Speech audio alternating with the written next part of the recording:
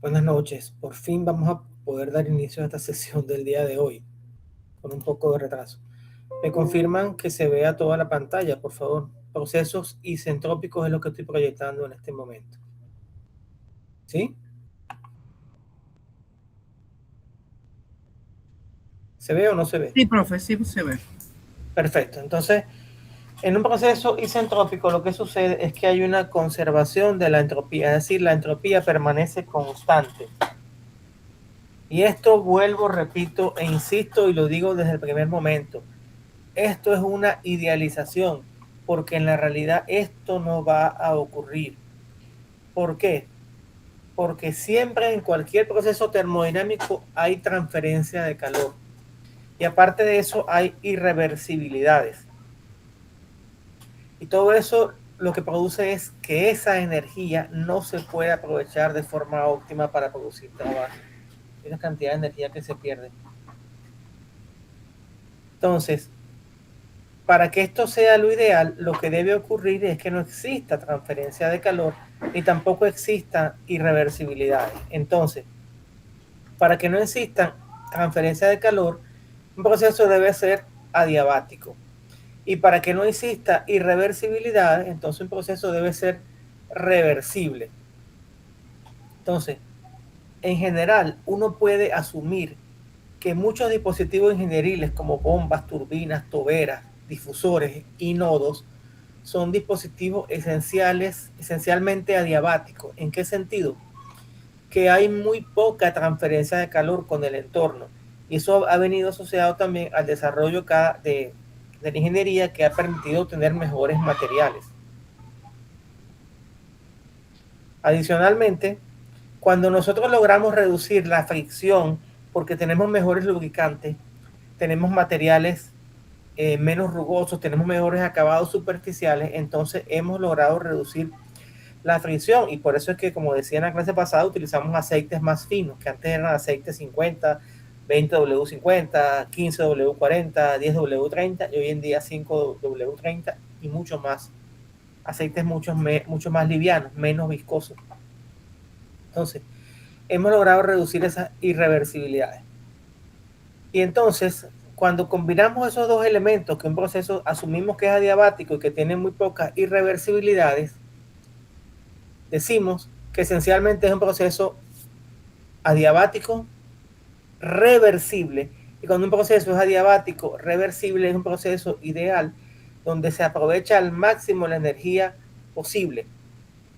Y entonces ahí es cuando decimos que es un proceso isentrópico.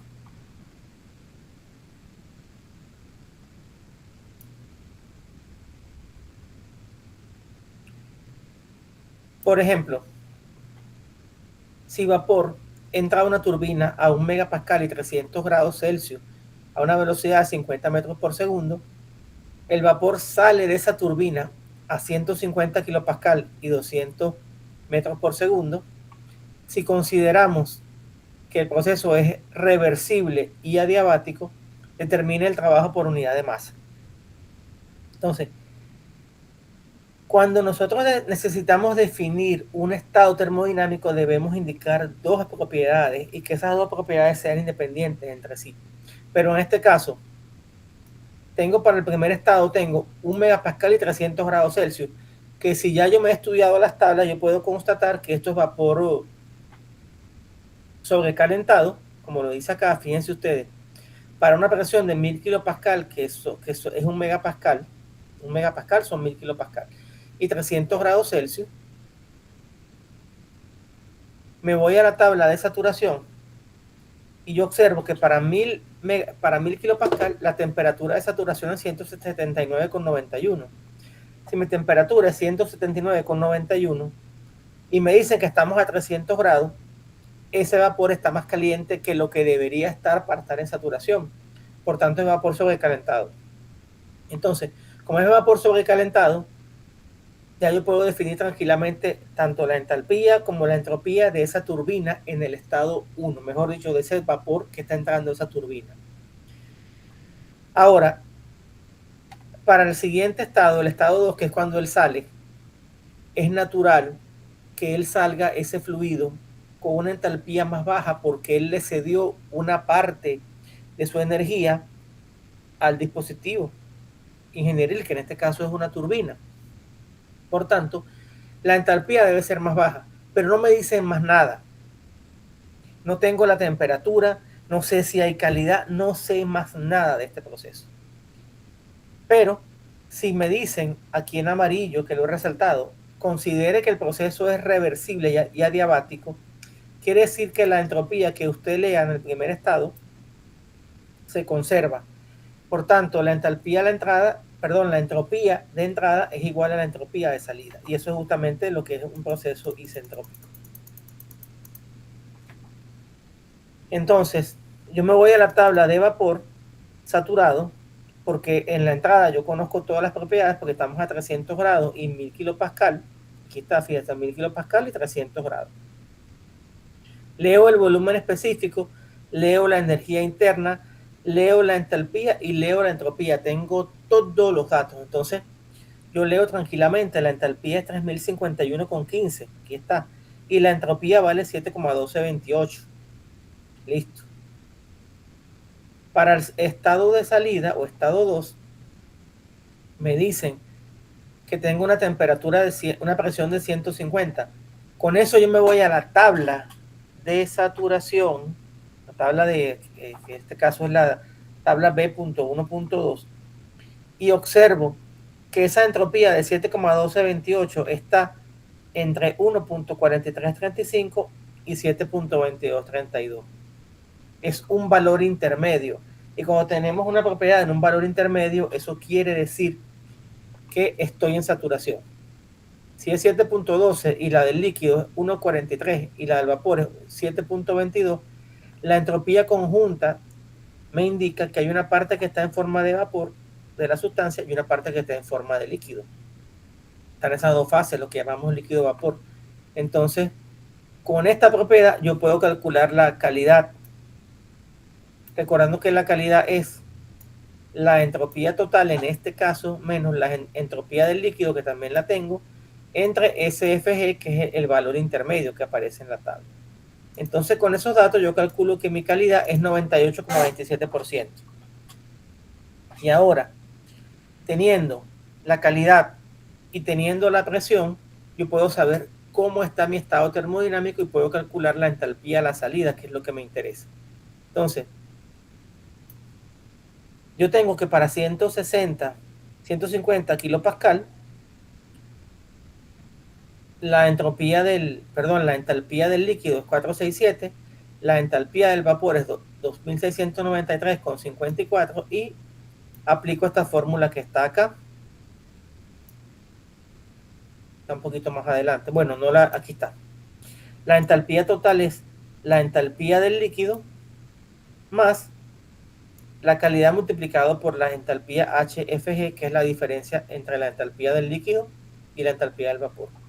Entonces, si aplicamos esa fórmula con calma y haciendo esto de este desarrollo con calma en la casa para que lo entiendan, vamos a tener entonces que la entalpía total es 2654. Y bueno, ahora lo que hacemos es aplicar la primera ley a la turbina. En la entrada tengo una presión, tengo una temperatura y tengo una velocidad. Vamos a despreciar la energía, podemos despreciar la energía potencial. Y a la salida tengo una energía potencial, una energía cinética, perdón. Tengo una presión de salida, una entalpía y todo lo demás. Dijimos que las turbinas son adiabáticas, por tanto este Q que aparece aquí vale 0. Y entonces lo que hacemos es, bueno, sustituir los valores, de acuerdo con esta expresión que está acá.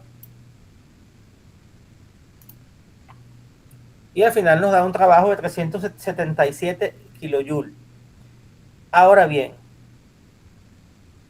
este trabajo que está acá es el trabajo que haría una turbina isentrópica, es decir, una turbina ideal operando entre esa diferencia de presión y esa diferencia de temperatura. Pero una turbina real hace un trabajo menor, porque justamente una turbina real tiene irreversibilidades y aunque digamos que es adiabática, siempre hay una pérdida de calor. Deme un minuto, por favor.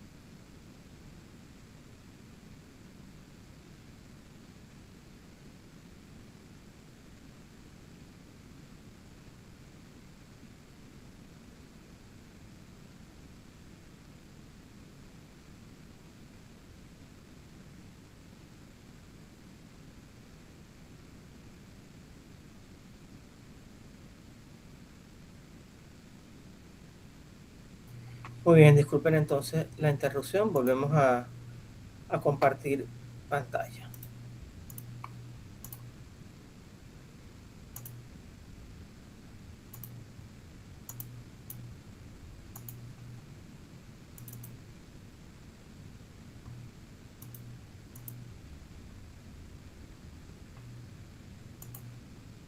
Seguimos entonces por acá. Lo que les decía era que este trabajo es mayor que el trabajo real. Y esto lo pueden ir anotando por allí. Un dispositivo ideal, es decir, isentrópico, produce más trabajo que un dispositivo real. ¿Estamos claros con la idea? ¿Sí o no? ¿Sí o no? ¿Estamos o no estamos?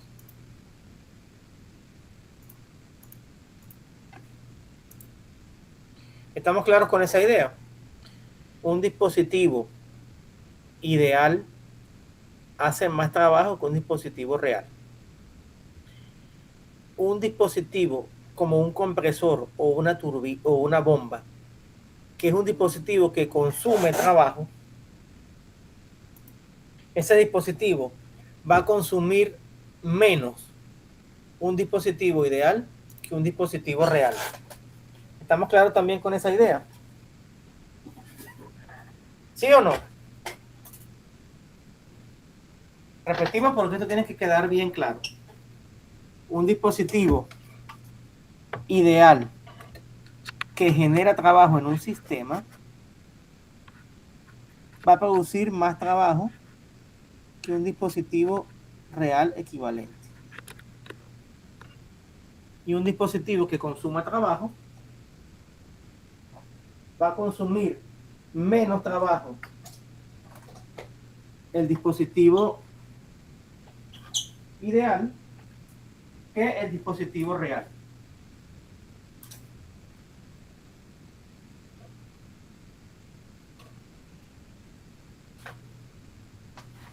Entonces, en resumidas cuentas, una turbina isoentrópica va a producir más trabajo que una turbina real. Un compresor y una bomba isentrópica van a requerir menos trabajo para ser impulsados que unos dispositivos reales. ¿Estamos? Y esto Ingenieros en formación, tienen que quedar bien claro desde el principio. Perfecto. Esas son preguntas típicas de examen, por cierto.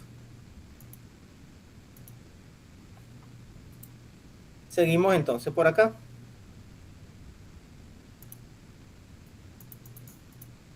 Podemos lograr reducir considerablemente la pérdida de calor en una turbina. Adicionalmente, podemos disminuir las irreversibilidades añadiendo mejores lubricantes a los componentes mecánicos para minimizar la fricción y por ende se lograría mejorar la eficiencia, pero nunca, nunca, nunca vamos a tener dispositivos que sean totalmente isentrópicos. Eso es un mito, eso es algo ideal. Bajo estas condiciones, vamos a definir la eficiencia térmica de una turbina como el trabajo real entre el trabajo isentrópico, que es el que le hemos puesto este subíndice S. Y la utilidad de esto es que nos permite ver cuál sería la máxima eficiencia de una turbina en un proceso, o de un compresor, o de una bomba. Aquí tenemos un ejercicio similar. Ustedes les pido encarecidamente que lo revisen con calma, donde se analiza la eficiencia de una bomba. Primero se calcula el trabajo real, después se calcula el trabajo isentrópico y finalmente se obtiene que la eficiencia de esa bomba, de esa turbina, perdón, es de un 80%. Y aquí lo vemos, fíjense, el trabajo real de una turbina isentrópica va a ser menor que el trabajo realizado por una turbina, el trabajo, perdón, realizado por una turbina real será menor que el trabajo que realizara una turbina isentrópica operando siempre bajo las mismas condiciones. ¿Y eso por qué? Por lo que hemos dicho ya, que una turbina real tiene irreversibilidades porque tiene fricción, porque no es adiabática como nos dice el modelo. Por tanto, va a ocurrir eso que les estoy comentando. Vamos a ver acá un poco lo que son los diagramas de temperatura, entropía, que es un domo parecido al domo de saturación. Fíjense que tenemos el domo de saturación donde tenemos la temperatura, aquí tenemos la entropía. Y pasa lo mismo que pasaba con el diagrama de presión contra de presión contra volumen específico o temperatura contra volumen específico. Entonces, tienen acá esta parte, la parte izquierda del domo, la línea azul, la curva azul, hasta que llegas a un punto crítico. Del punto crítico hacia la derecha es vapor saturado, mientras el punto crítico hacia la izquierda es líquido saturado. Todo lo que está dentro del domo, cualquier punto intermedio, lo que te va a indicar es que hay calidad. Y vas a tener temperatura constante a lo largo de todo el proceso. Sin embargo, la entropía va a ir aumentando a medida que tú vas pasando de líquido a vapor, y cuando llegas aquí a lo que es vapor saturado y sigues añadiendo temperatura, añadiendo calor, perdón, la temperatura sigue subiendo y llegas a vapor sobrecalentado. Entonces, estos diagramas nos ayudan porque son de una gran utilidad visual para entender los procesos. En esto no me voy a detener mucho porque este es un contenido de gran interés teórico, pero no. También tenemos diagramas de entalpía, entropía, que siguen siendo útiles para comprender los procesos. Fíjense ustedes, por ejemplo, vamos a analizar uno de estos. Un proceso donde tenemos de 1 a 2. Cuando el proceso es isentrópico, tú bajas aquí linealmente porque paralelo al eje horizontal, al eje vertical, porque la entropía permanece constante. Pero en un proceso real hay un incremento de entropía. Fíjate que aquí la entropía tiene este valor y aquí en el punto 2 la entropía tiene este valor. Entonces, ahí la tendencia natural del universo es a que se den incrementos en la entropía. Tampoco voy a detenerme acá porque esto tiene fundamentalmente interés teórico, pues no, no merece la pena verlo con mayor detalle. Fundamentalmente, aquí lo más interesante es que en los gases ideales también la entropía es función de la temperatura. Pero bueno, no lo voy a detener acá. Voy a pasar más bien a revisar un poco cómo es el ciclo Rankine y me confirman, perdón, si logran ver aquí la presentación, que esta fue uno de mis alumnos hace algún tiempo atrás. ¿Se ve o no se ve?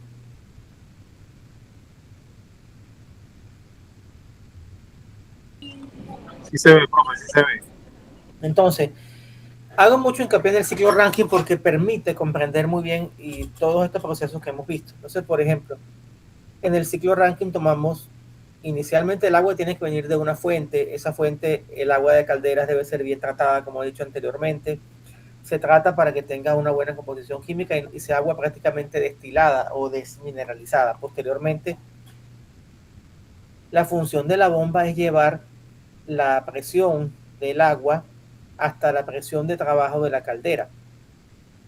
Entonces, en la caldera lo que se hace es que se convierte esa agua líquida, que aquí es líquido comprimido a la salida de la bomba, la convierte en vapor saturado o vapor sobrecalentado según el tipo de caldera. Pasamos a una turbina, donde ese vapor realiza un ciclo de expansión, entrega una potencia, que puede ser una potencia para mover una locomotora, un barco, o para mover un generador eléctrico, como ocurre en las plantas termoeléctricas, y posteriormente esa agua se recupera en unos intercambiadores de calor o condensador, donde el calor es expulsado hacia el medio ambiente y el agua se convierte otra vez en líquido y se cierra el ciclo. Entonces, ahí tenemos un ejemplo muy clásico con la locomotora a vapor. Creo que esto hemos hablado anteriormente, ya no merece la pena detenerse. Pero sí hay algo importante que hay que decir acá.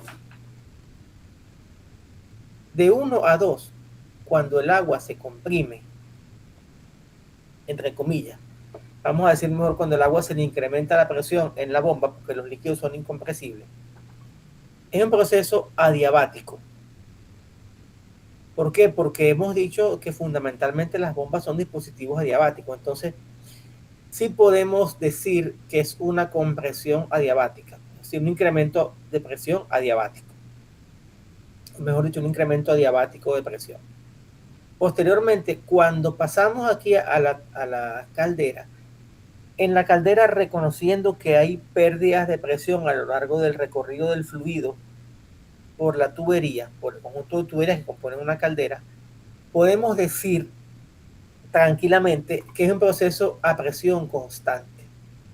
Entonces aquí decimos que lo que ocurre en la caldera es un proceso de absorción de calor isobárico o una transferencia de calor isobárica, donde un combustible que arde en el hogar de la caldera genera, de acuerdo al tipo de caldera, voy a hablar de la caldera más común, que son los tubos de fuego, genera unos gases de escape, y esos gases de escape son los que se encargan de calentar el agua, porque van, digamos que en sentido contrario, en contraflujo a lo que es el agua. Entonces, a medida que el agua va avanzando a lo largo de la caldera, se va convirtiendo en vapor y sale después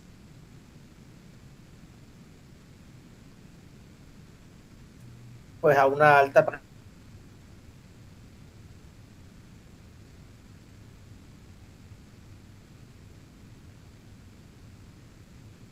presión, convertida totalmente en vapor.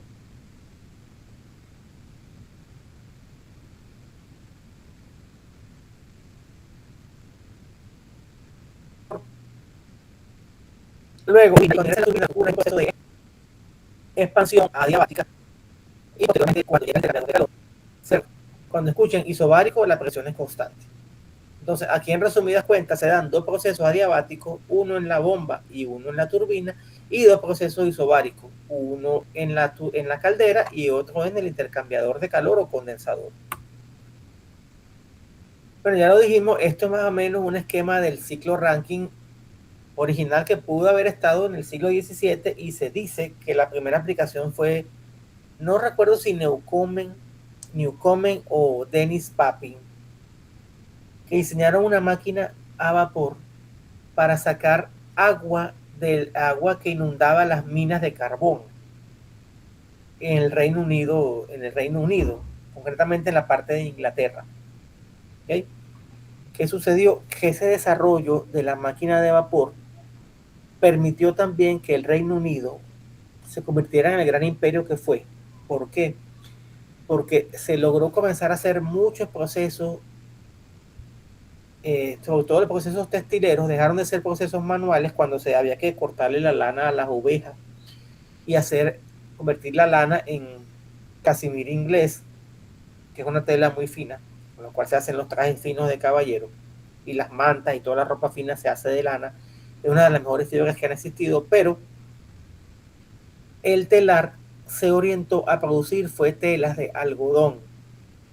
Y justamente el tener esa incorporación de ciencia y tecnología en lo que fue la llamada revolución industrial, por ahí por 1760, unos cuantos años después de la inversión de la máquina de vapor, sumado a la abundancia de carbón mineral en el Reino Unido, permitió reducir considerablemente, a ustedes ingenieros industriales, los costos de producción de las telas, permitió que el Reino Unido se convirtiera en la gran textilero, en la gran fábrica de telas a nivel mundial, y eso le dio mucha riqueza, y esa gran riqueza, porque lograron hacer grandes exportaciones a grandes países, a grandes mercados, como la India, que era un país con una gran tradición textil, pero sencillamente esta tecnología del telar mecánico mató a los productores tradicionales de telas de la India.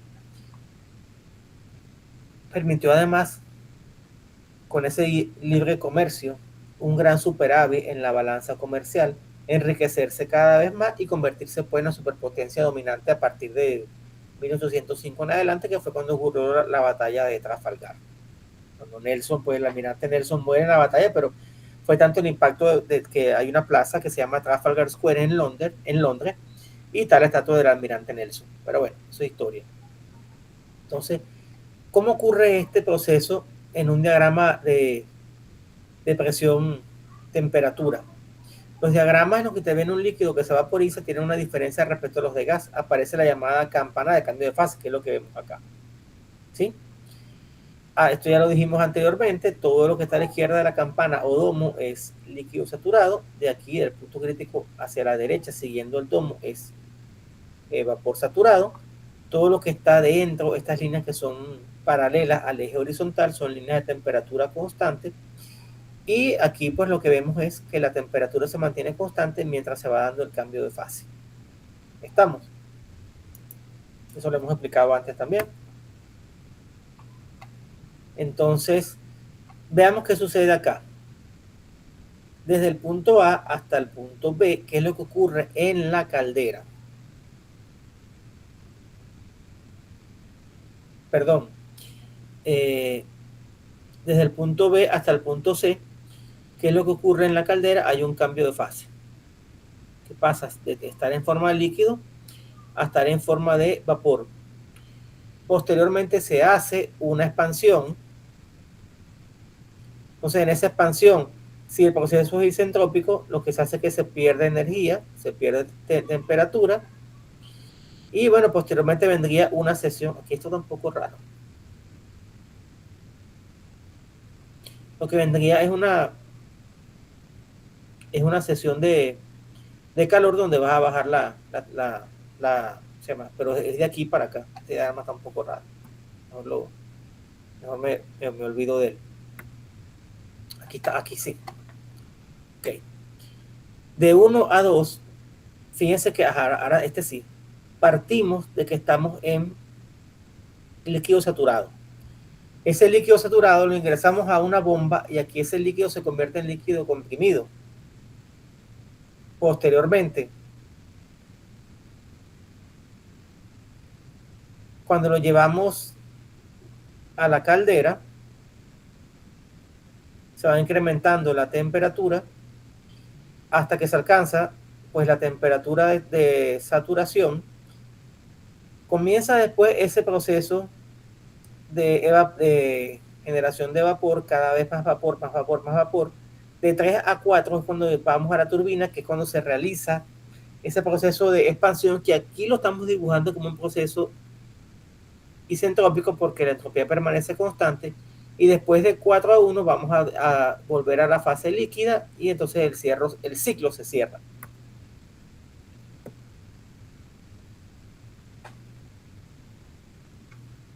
Entonces, esto es muy importante lo que mencionamos acá. Las bombas realizan un trabajo y ese trabajo me reduce el trabajo neto del sistema. ¿Por qué? Porque sencillamente las bombas consumen trabajo. Entonces, la bomba tiene que tener un motor que la mueva, por tanto eso le quita energía al sistema. O la bomba puede también estar impulsada directamente por la turbina y eso lo que hace es que le quita un poquito de trabajo a la turbina. O sea, reduce la potencia que puede entregar la turbina. Q de entrada es la potencia térmica de entrada o el calor que ingresa en la caldera. Este M con punto es el flujo másico, este W con punto es la potencia mecánica, que es kilowatts, eso también es en kilowatts, y esto es la eficiencia. Bueno, estas ecuaciones que vemos acá vienen de aplicar la primera ley a los diferentes dispositivos. Por ejemplo, esta es la primera ley aplicada, puede ser tanto a la turbina, perdón, a la caldera o al intercambiador de calor. Esta sería en la turbina, esta sería en la bomba y así sucesivamente. Es aplicar la primera ley. El trabajo neto es el trabajo de la turbina menos el trabajo de la bomba entre... Perdón, el trabajo neto es el trabajo de la turbina menos el trabajo de la bomba y la eficiencia del ciclo es lo que queremos, que es obtener el trabajo entre el calor que ingresamos en la caldera.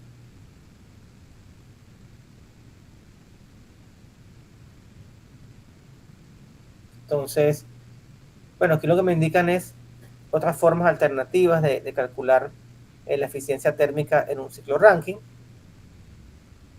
Vamos a concentrarnos un poco en cuáles han sido las mejoras que hemos hecho en el ciclo Rankine. De esto hablamos un poco en la clase pasada.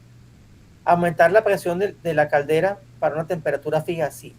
Sí se puede hacer porque cuando tienes mayor presión, sencillamente tienes más energía. Sobrecalentar la temperatura de entrada de la turbina, también. Reducir la presión del condensador, sí. Y realizar extracciones de vapor en la turbina. Todas esas son mejoras que se pueden hacer para buscar mejoras en la eficiencia. Ahora, ¿qué es lo importante de todo esto? Lo importante de todo esto es que comprendamos que estas opciones de mejora han sido para maximizar la eficiencia del ciclo y para obtener más potencia con la misma cantidad de combustible, que es lo que queremos. Yo les comentaba que antiguamente se perdía el agua hasta que se dieron cuenta que el agua de caldera es muy valiosa y entonces ahora se recupera el agua. También han introducido lo que son los recalentamientos y la regeneración para procurar mejorar la eficiencia. Todo esto tiene cierto límite. Hay unos límites que han desarrollado mis colegas que han hecho las investigaciones de mejoramiento de los ciclos Rankine para lo que es la eficiencia de los ciclos. ¿Alguna pregunta, alguna inquietud, alguna duda?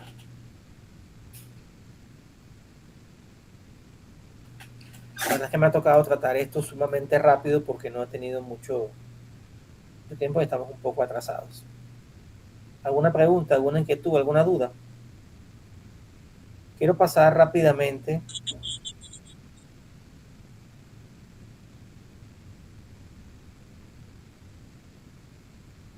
a presentar este otro PPT que tengo acá.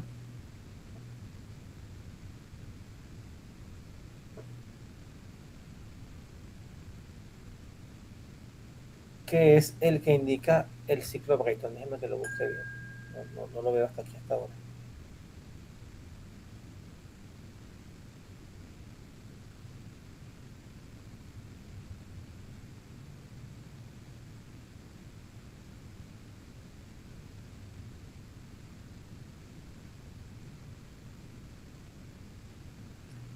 Bueno, estoy revisando acá en el aula que en el ciclo Brayton tengo acá una charla. Así que la pueden ver ustedes con toda calma. No sé si tienen alguna duda, alguna inquietud de lo que hemos comentado aquí con mucha brevedad, lo sé. Pero esto realmente es sencillo. No ofrece mayores dificultades.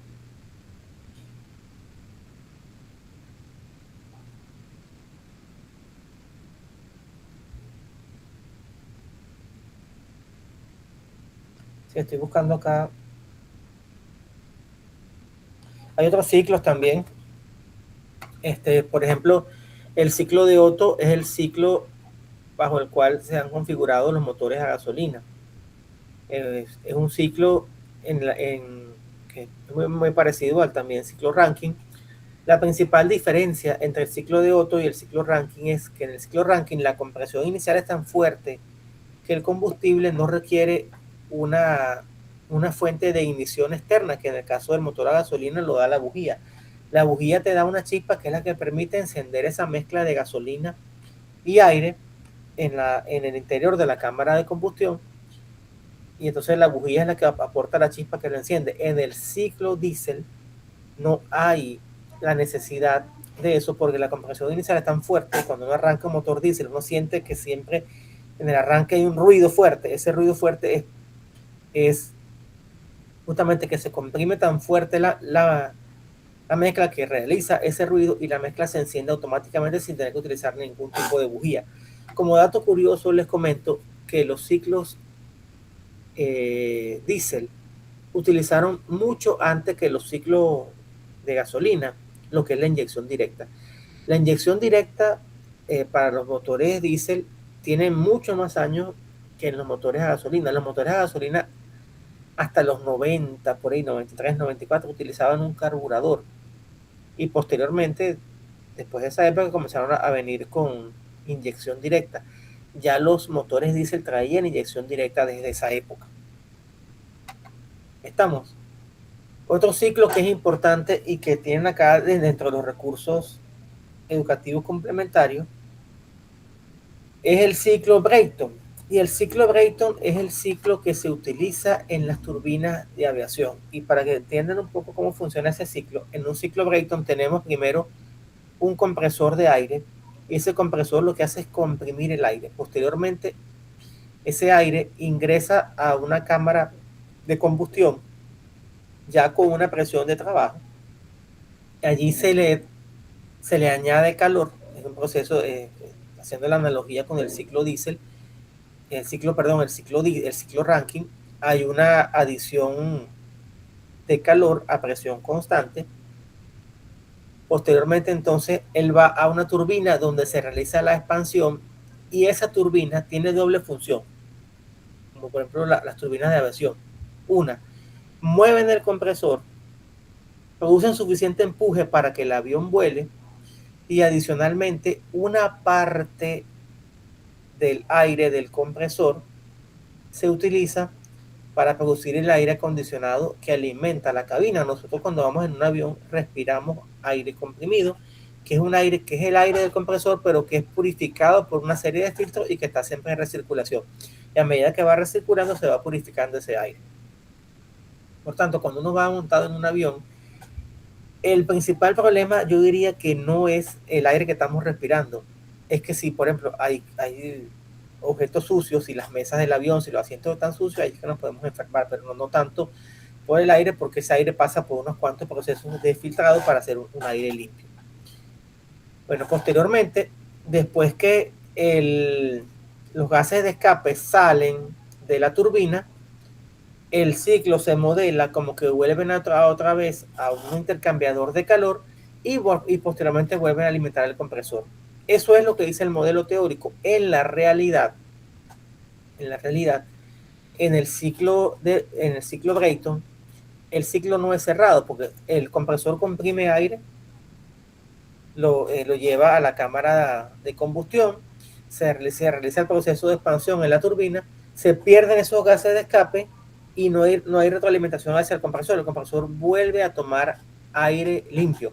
Pero para estudiar el modelo teórico se hace de esa manera como les estoy explicando.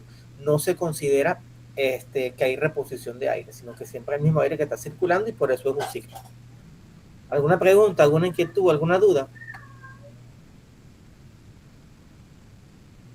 Por mi parte no, profesor. Entonces vamos a recapitular con miras ya a que tenemos el parcial este fin de semana. Y que no se les olvide nunca. Número 1, hay varios procesos. Cuando ustedes vean la palabra ISO por delante de un proceso, eso quiere decir que hay una conservación de una propiedad. ya le doy la palabra. Si es isotérmico, la temperatura es constante. Si es isobárico, la presión es constante. Si es isocórico, el volumen es constante. Si es isoentrópico, quiere decir que la entropía es constante. Si es isoentálpico, quiere decir que la entalpía permanece constante. Un ejemplo donde la entalpía permanece constante es en una válvula. En una válvula no hay ni trabajo ni hay calor. La entalpía de entrada es igual a la entalpía de salida. Adelante, quien levantó la mano, por favor, que se me perdió aquí.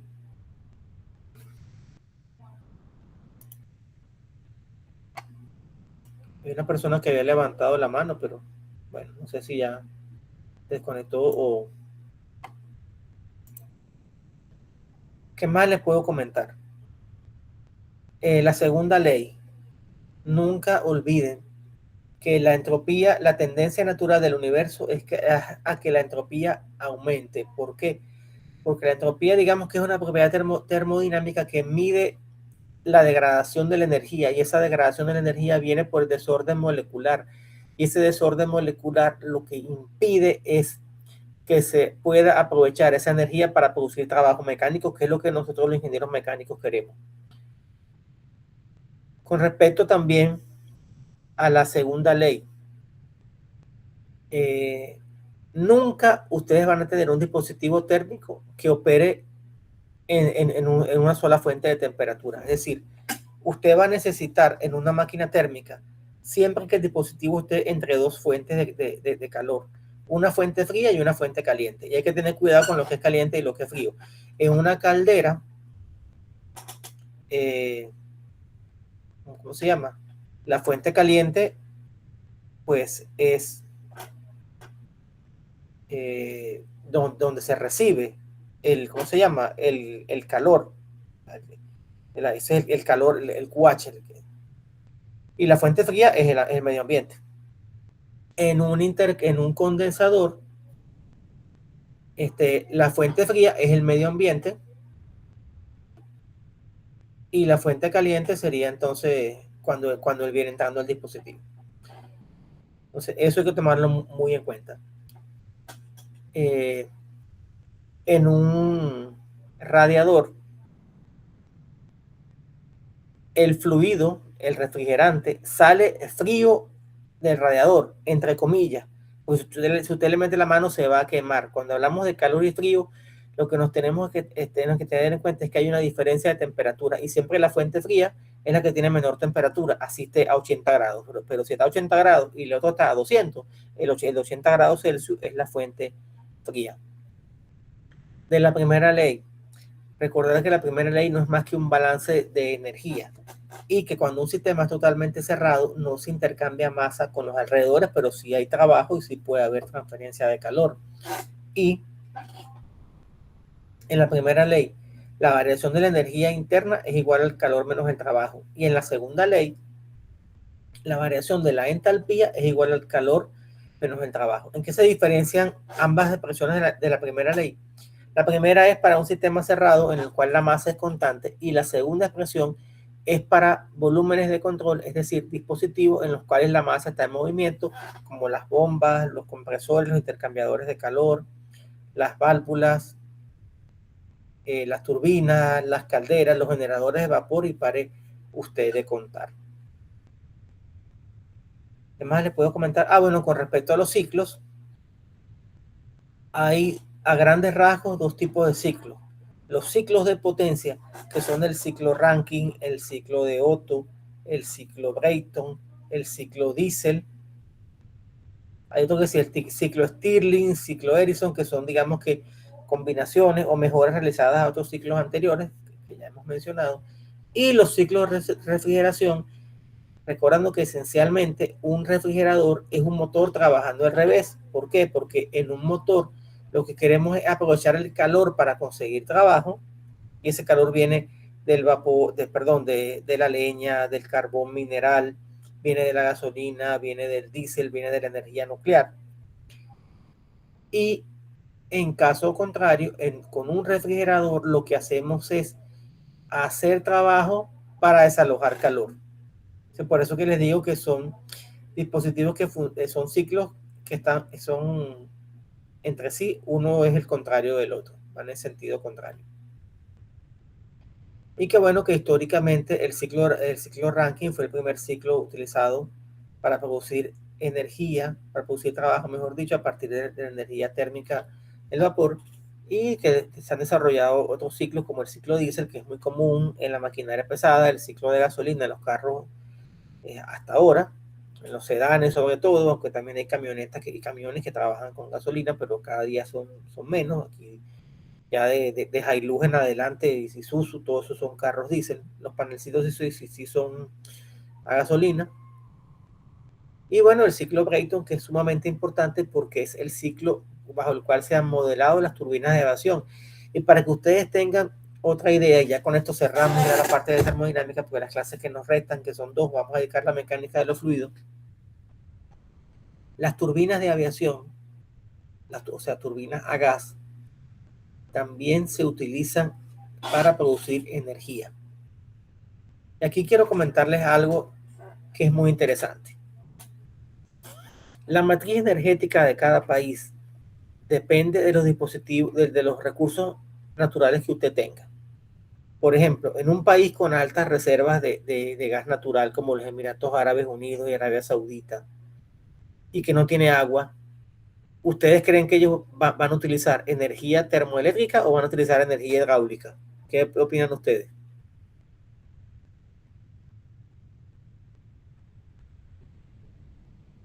¿Puedes repetir la pregunta, por favor?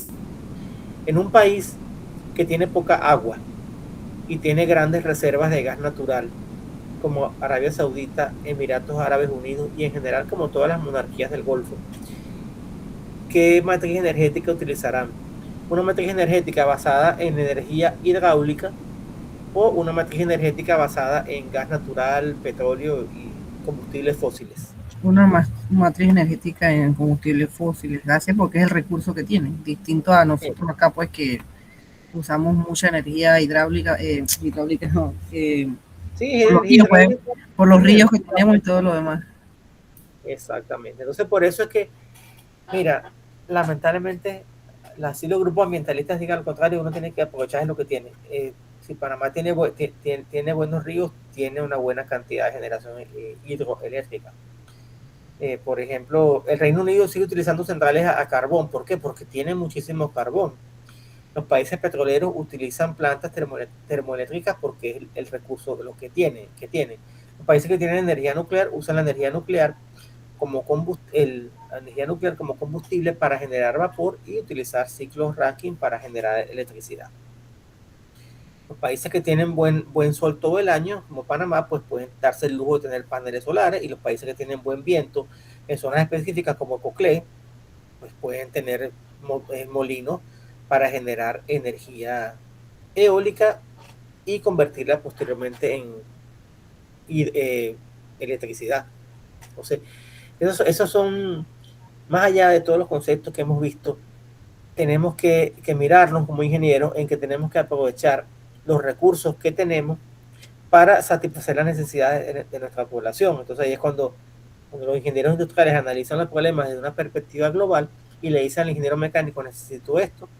Entonces el ingeniero mecánico, bueno, tiene que diseñar los sistemas, pensar en lo que es el mantenimiento, y bueno, el ingeniero civil lo apoya con las obras civiles, y así sucesivamente se da, digamos, una visión global de lo que es la ingeniería. Los ingenieros trabajamos en conjunto en los grandes proyectos, no trabajamos de forma aislada. Eso es una gran mentira. Los equipos de proyectos son equipos multidisciplinarios donde usted tiene, y eso lo digo porque lo he vivido, ingenieros de todas las especialidades, porque cuando los proyectos son muy grandes necesita ese enfoque interdisciplinario, y a eso se le suman profesionales de otras ramas, de la rama administrativa, de la rama contable, de la rama médica, y pare usted de contar. Entonces, eso les comento porque ustedes son ingenieros industriales de información y tienen que tener esa visión sistémica de las organizaciones. No se puede ver las cosas solamente desde la parcela de cada quien, porque así no funcionan las cosas en la realidad. ¿Alguna pregunta, alguna inquietud, algún comentario, alguna duda?